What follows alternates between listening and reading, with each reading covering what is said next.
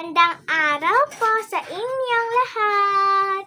Ngayon po ay gagawa po ako ng tinapay namin ni Kuya. Gagawa po ako kasi po gutom na po kami. So, ako na lang po gagawa kasi may ginagawa po si Kuya. So, ayan po. Kumuha na po ako ng tinapay. Tapos, i-ano lang po natin yung palaman. Meron po tayong palaman dito Yan po. At favorite po namin to ni Kuya. Ito pong palaman. Favorite po namin ito. Yan. Tapos, ikalat lang po natin. Tapos, gagawin ko po siyang parang shape na sandwich. Actually, guys, binili po ito ni Mama sa SM nung nag-grocery po sila Papa. At hindi naman po sumama ang madam ninyo dahil po masama ang panahon, ang weather. Kaya di po muna sumama ang madam ninyo. Nanood muna po ako habang naghihintay sa kanila Mama. At next, dalawa po kami po. So, tag-dalawa po kami. Yo.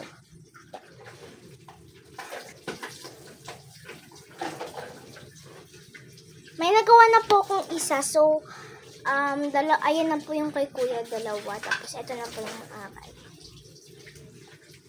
Konti lang po lalagay po natin para hindi po agad maubos ang ating palaman.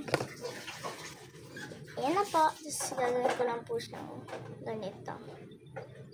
Yan. Putol po. Tapos, ganyan po natin at ilagay dyan.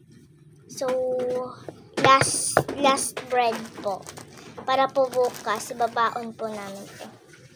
Babaon po kasi namin ito. Ito po yung naisip ni Mama na ibaon po namin. Kaya po siya bumili ng tinapay. Kasi wala na po kaming mga pwedeng pong baon dito. Kasi wala pong budget ang mga person. Para bumili po ng ulam.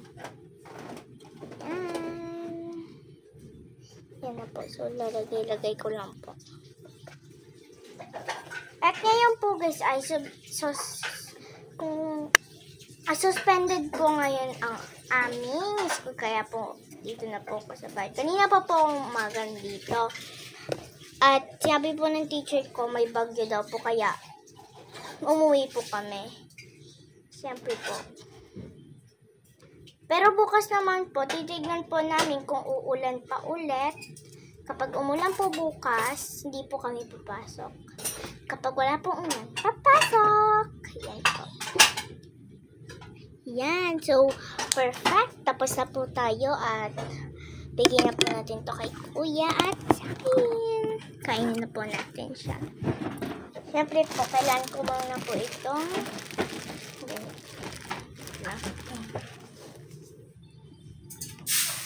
So guys, magtitimpla pa po ako ng gatas para po masarap ang ating pagkain.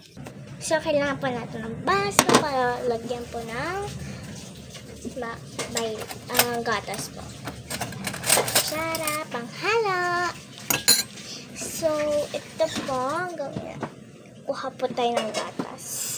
Hindi ko po ipaghahalo yung Milo at gatas. Gatas lang muna po. Okay na po yan. At, suka. Ay, sukal po. Suka po tuloy. Yan.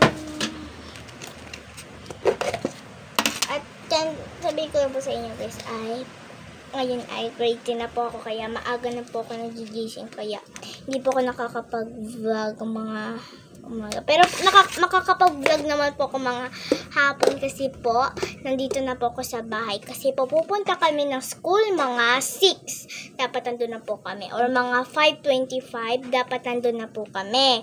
At uwian po namin ng 12. Yeah, 12.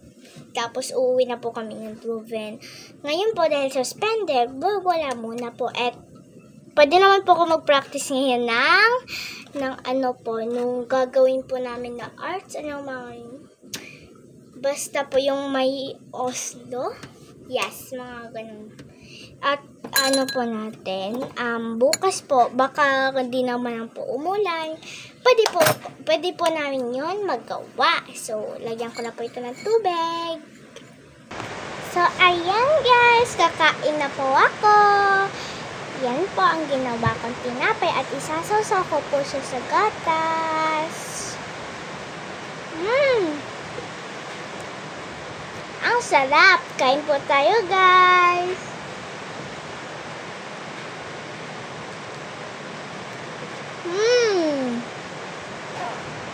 So guys, tapos na po akong kumain. Ito na po yung kay kuya. So, magpapaalam na po ako guys. Salamat po sa inyo. Bye-bye!